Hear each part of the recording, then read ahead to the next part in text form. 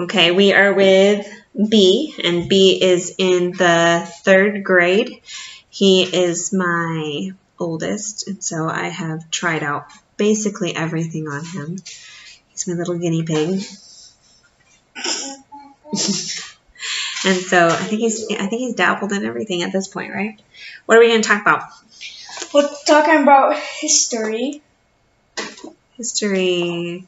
This is America's Story by Master Books. So tell me, we're almost done. We have 1 chapter left, right? Mm-hmm. Now, tell me first and foremost, overall, did you like it? Yes, I just don't like the teacher guide. And he doesn't like the teacher's guide. We use the teacher's guide like a workbook. It's created to go over a span of grades from 3rd to 6th grade. So a lot of it, some of it was a little over his head. Some of it was perfectly fine. Some of it was a little confusing, like it would ask things that there weren't actually answers to, right? Like this one, the word puzzle.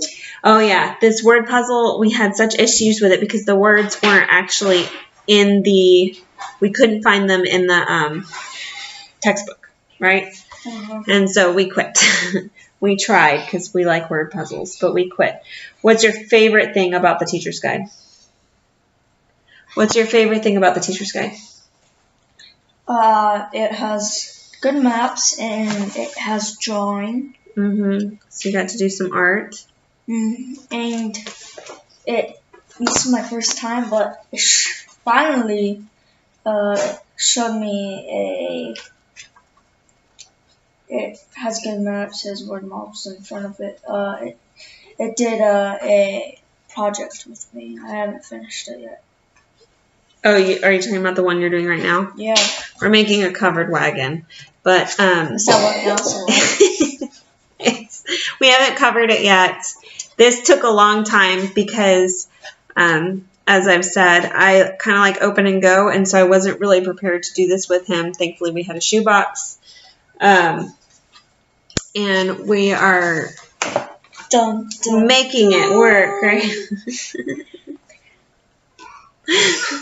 I really liked the timeline. I think that was my favorite thing, was the little pictures that he had for each study that we did. Some projects. Some of them weren't.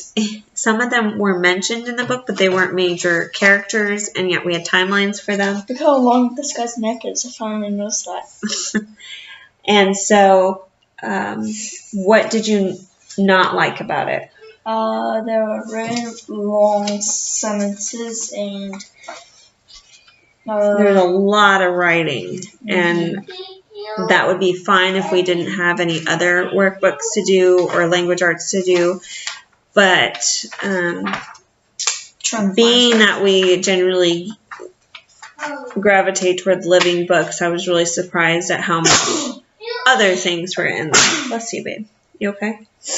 Okay. Like this.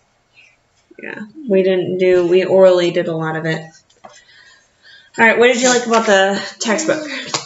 What's a textbook? That's the textbook. This? Mm-hmm. That it has maps and has nice pictures. And it tells you, it's very serious, and it tells you if the British were in bright red coats, and they're easy to see from the idioms. Mm-hmm. The French and Indian War. Mm-hmm. Bright red coats don't match with the green forest around them. They kind of stuck out a little bit, didn't they? They're red targets. Giant red targets, yeah. So we read through it. Is there anything that you didn't like about your textbook? No, nothing. Nothing. Like I said, there were things that I didn't like about it. Or die. There were things that I didn't like about it. Now, this is not secular. This is founded on the Lord. So there are things throughout it that... like George Washington. That reminded us about believers and putting it in the focus and the perspective of the gospel. For example, we did go over slavery, which Mommy totally... What did I do?